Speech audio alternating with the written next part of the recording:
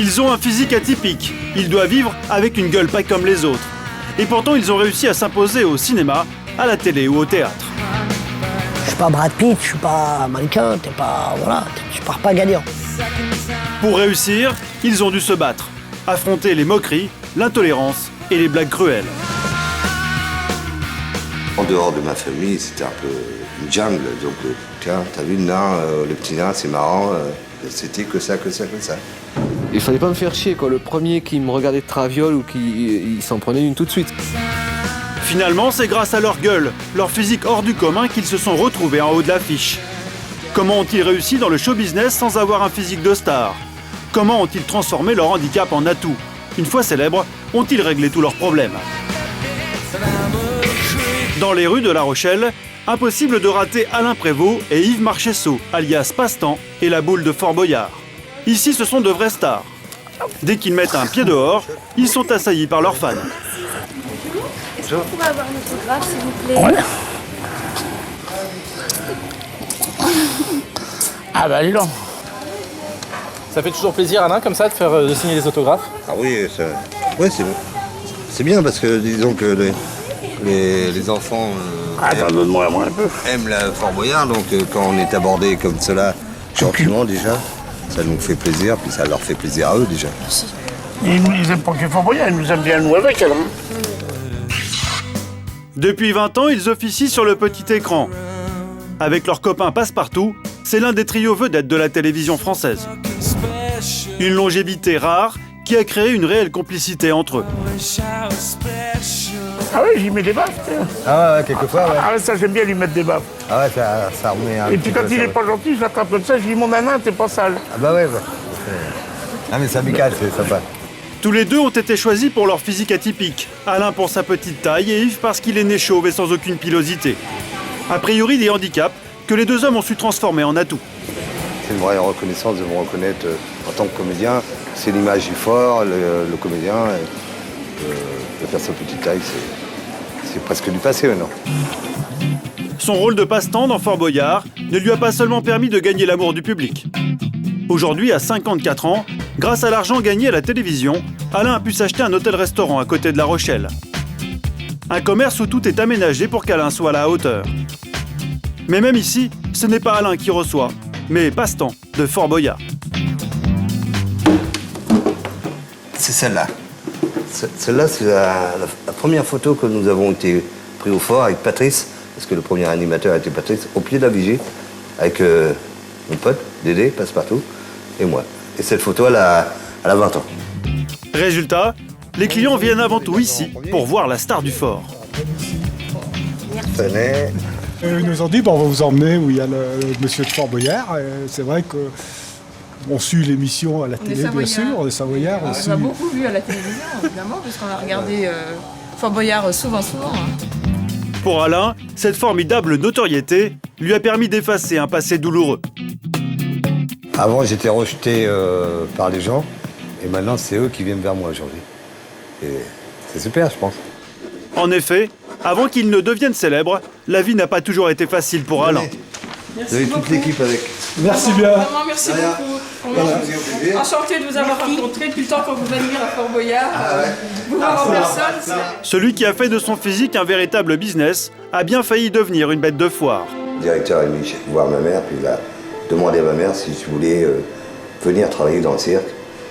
Puis ma mère lui a répondu mon fils ne travaillera jamais dans un cirque, il est comme il est, il restera tel qu'il est, c'est mon fils. Son enfance et son adolescence, une succession d'échecs, notamment dans sa vie amoureuse. Très vite, Alain est la cible des moqueries les plus cruelles de la part des filles.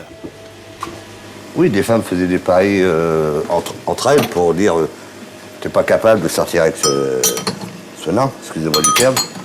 Je pensais que ça y est, j'ai trouvé quelqu'un ou autre.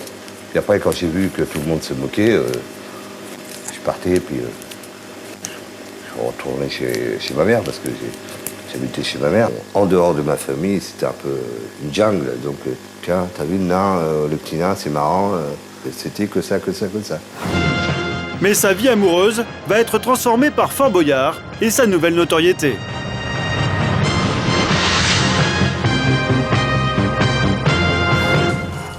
Célèbre et aimé du public, il y a 20 ans, il rencontre enfin une femme avec laquelle il a une fille, Adeline.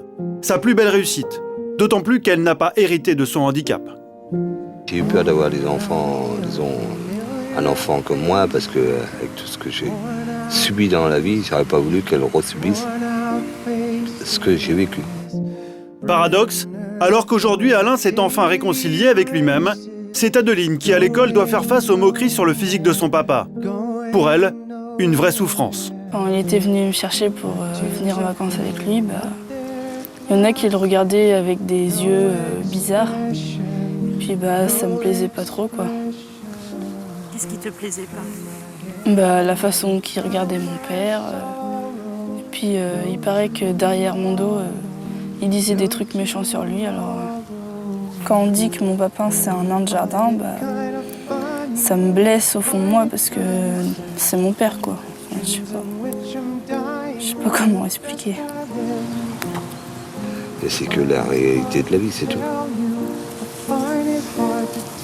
J'ai pas demandé à subir tout ça dans ma vie.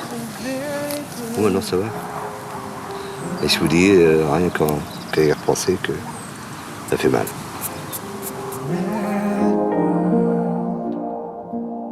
Je pensais que dans ma vie, j'allais plus pleurer.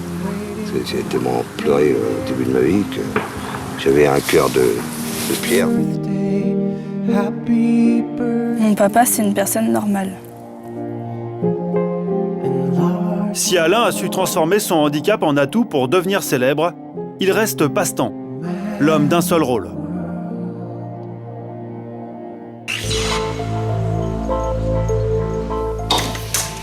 Et ben voilà, entrée. Yann Colette, lui, affiche une filmographie impressionnante. Voilà chez moi.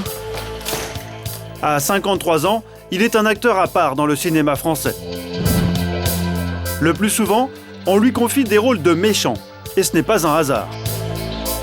Avec son crâne rasé et son œil de verre, Yann a vraiment la gueule de l'emploi. 9 films sur 10, c'est précisément parce que j'ai un œil comme ça qu'on me prend, quoi. Je suis pas non plus débile, je sais bien que c'est ça. C'est son infirmité qui lui a ouvert les portes du 7e art il y a 30 ans. Depuis, 40 films, dont Le Bossu de Philippe de Broca, 28 téléfilms et une cinquantaine de rôles au théâtre. Yann Colette, c'est le borgne le plus célèbre du cinéma français.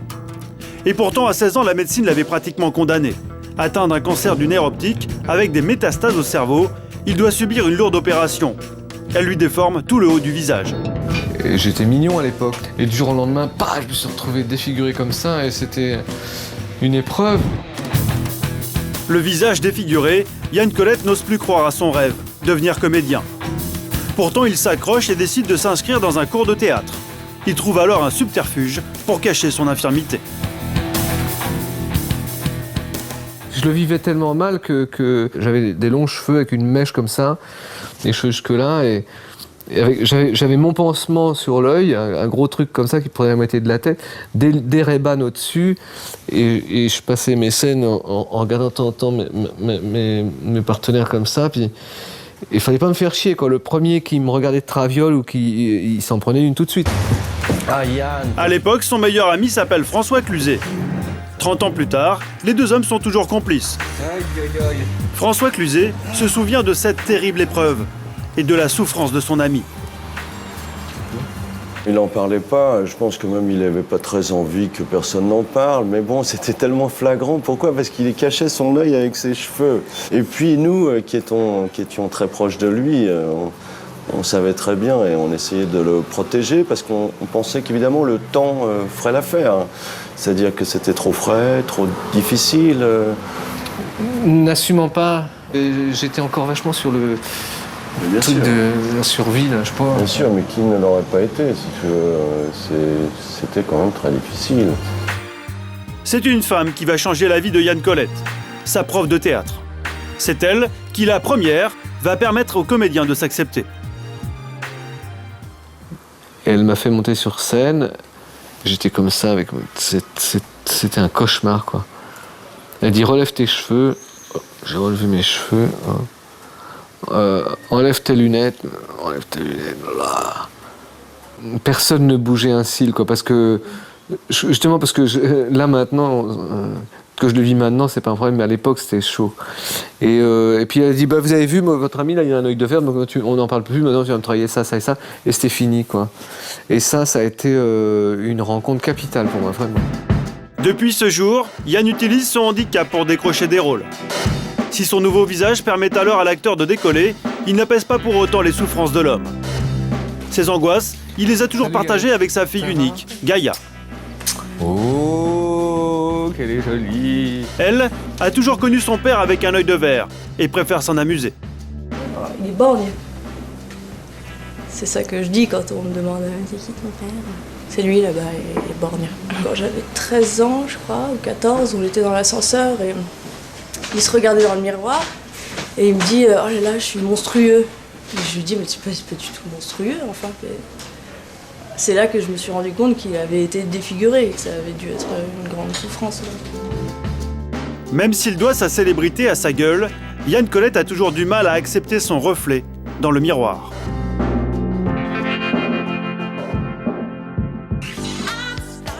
Lui, au contraire, a pris le parti de rire de son image.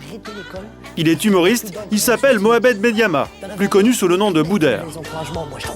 Aujourd'hui, ce sont les répétitions de son prochain one-man show. Et pour faire rire, Mohamed compte sur son physique. 1m60 seulement et un visage atypique. Les grimaces, si je les fais pas devant le miroir, si je mets des trucs comme ça, je peux pas savoir si c'est drôle ou pas. Mon physique fait partie intégrante de mon spectacle. Mohamed a une gueule, comme on dit au cinéma, et ça plaît au réalisateur. En ce moment, il est à l'affiche dans le film Neuilly sa mère. C'est en tournant son physique en dérision dans un sketch intitulé La Société des beaux gosses qu'il s'est fait remarquer il y a 4 ans. En plus, moi, quand je suis né, j'étais très petit. Plus petit que les nains encore.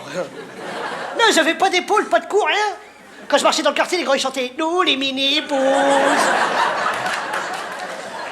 Et pendant longtemps, on m'a appelé demi-tarif, mini-cum. J'étais tellement petit que sur la photo d'identité, on voyait mes pieds, alors... Wow. Wow. Wow.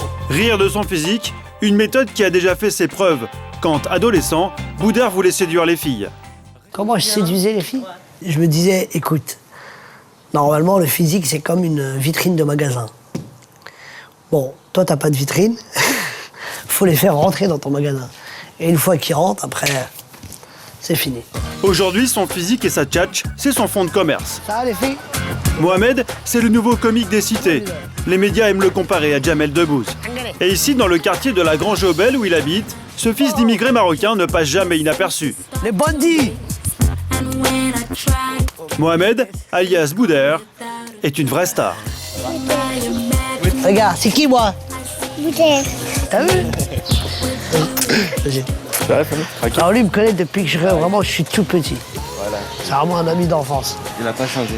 Il n'a pas grandi. Il n'a pas grandi, et c'est bien ça son problème. Dès l'enfance, les médecins remarquent sa petite taille et son apparence chétive. Boudère ne grandira pas. Ce physique disgracieux, il ne l'a jamais perçu comme un handicap. À 20 ans, il s'inscrit à des cours de théâtre et assure ses arrières en faisant des études de comptabilité. Mais même pour un poste de bureau, on lui fait comprendre qu'il n'a pas le physique de l'emploi.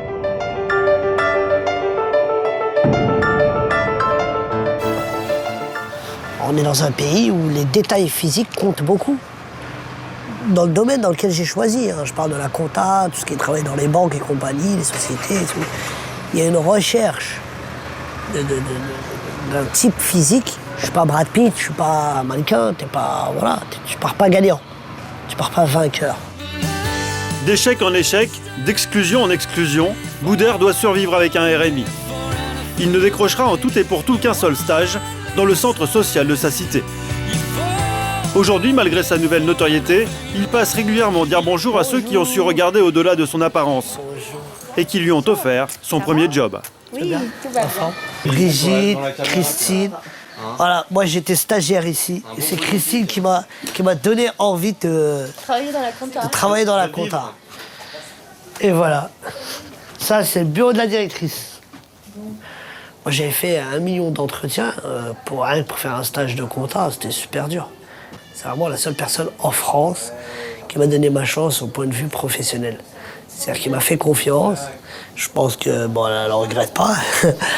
Et c'est là vraiment, c'est ma première fiche de paye. De son parcours du combattant, Boudeur va tirer son inspiration. Un producteur le repère et lui donne sa chance. Boudeur, le stagiaire comptable, est propulsé sur scène. J'étais censé faire de la comptabilité. Et comme on m'a jamais donné ma chance en comptabilité, j'ai essayé de me faire de l'argent comme je pouvais. J'ai fait la manche dans le métro. Donnez-moi de l'oseille, je suis en galère et je m'appelle Boudeur. Son physique au service de son art. Boudeur a trouvé le filon. Et de son histoire, il a tiré une leçon. Même quand on n'est pas Brad Pitt, on peut réussir dans le showbiz.